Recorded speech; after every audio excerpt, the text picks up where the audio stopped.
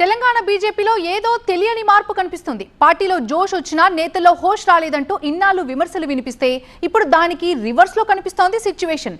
కమలం సేన వ్యూహం మార్చిందా? కొత్త పథకం ఏదైనా రచించిందా? ఏమో మరి. కాషాయ కార్డర్లో ఇప్పుడు అలాంటి చర్చ జరుగుతోంది. ఇంతకీ ఏం జరుగుతోంది? ఇంటర్నల్ ఫైట్ కి ఇక సెలవు. రూటు మార్చిన కమలం నేతలు.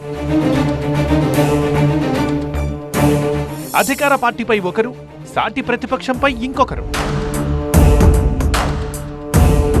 స్థానిక సమరానికి శంఖం పూరిస్తున్నారా?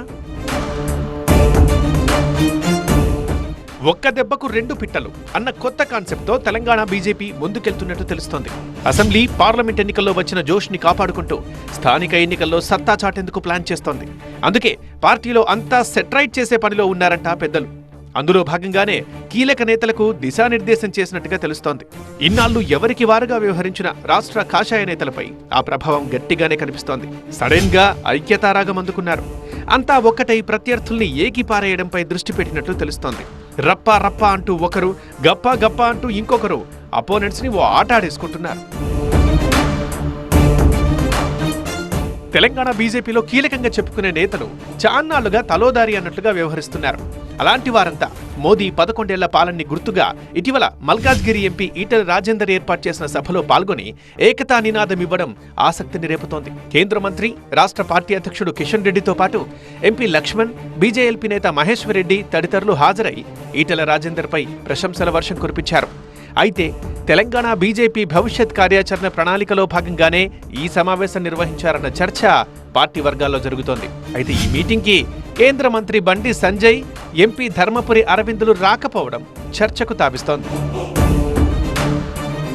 ఉమ్మడి కరీంనగర్ జిల్లా వాస్తవ్యులైన బండి సంజయ్, ఈటెల రాజేందర్ మొదట్నుంచి భిన్న ధృవాలుగా వ్యవహరిస్తున్నారన్న పేరుంది. ఒకే ఊరలో రెండు కత్తులు ఇమట్టం లేదనే చర్చ కూడా జరుగుతోంది. బీజేపీ రాష్ట్ర అధ్యక్ష నియామక ప్రక్రియ కూడా ఈ ఇద్దరి మధ్య పోటాపోటీ వల్లే ఆగిందన్న ముచ్చట కూడా బలంగా వినిపిస్తోంది.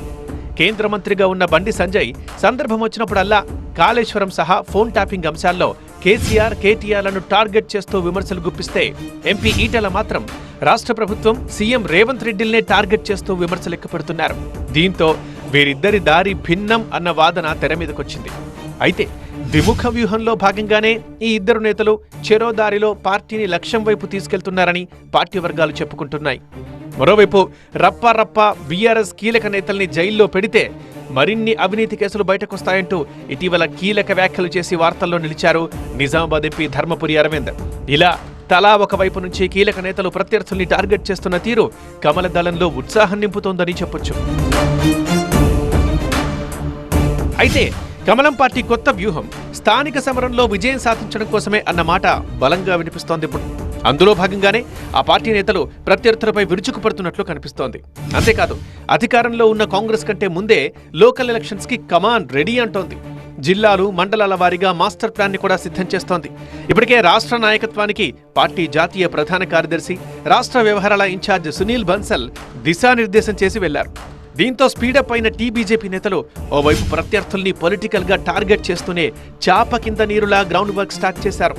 రాష్ట్ర స్థాయిలో ఇన్ఛార్జ్ల నియామకం పూర్తి చేసి వర్క్షాప్లకు ప్రణాళికలు వేస్తున్నారు.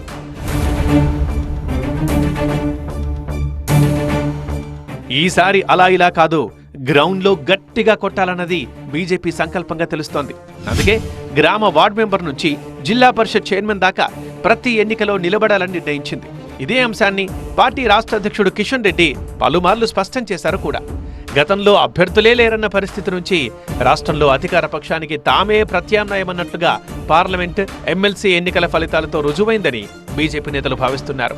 అందుకే ఆ పట్టు నిలుపుకోవాలంటే స్థానిక సంస్థల్ని మెట్టుగా మలుచుకొని 2028లో అధికార పీఠమెక్కాలని చూస్తోంది. అందుకే క్షేత్రస్థాయిలో గెలుపు గుర్రాల్ని ఎంపిక చేసే బాధ్యతని జిల్లా పార్టీ అధ్యక్షులు, ఎమ్మెల్యేలు, ఎంపీలపై పెట్టింది రాష్ట్ర పార్టీ నాయకత్వం. ఇప్పుడు కాషాయ నేతలంతా అదే పనిలో నిమగ్నమైనట్లు తెలుస్తోంది. ఆ కసరత్తు పూర్తయ్యేలోపు పార్టీని బూత్ స్థాయి నుంచి బలపరచాలన్న లక్ష్యంతో ముందుకెళ్తున్నారు నేతలు. ఓవైపు పై స్థాయిలో అగ్రనేతల దూకుడు, మరోవైపు క్షేత్రస్థాయిలో పట్టు కోసం పక్కా ప్రణాళిక. ఇప్పుడు ఇదే బీజేపీ మెయిన్ టార్గెట్. ప్రత్యర్థులపై విమర్శలతో విరుచుకుపడుతూనే సొంత బలగాన్ని పెంచుకునే పనిలో ఉన్నారు నేతలు. స్థానిక సంస్థల ఎన్నికల్లో మెజారిటీ స్థానాలు గెలిచి రాబోయే అసెంబ్లీ ఎన్నికల్లో గెలుపు బీజేపీదేనన్న సంకేతాల్ని ప్రజల్లోకి పంపించాలి అన్న సంకల్పంతో ముందుకెళ్తున్నారు. మరి ఆ స్థాయి పట్టు కమలనాథులకు దొరుకుతుందా లేదా అన్నదే ఆసక్తికర అంశం.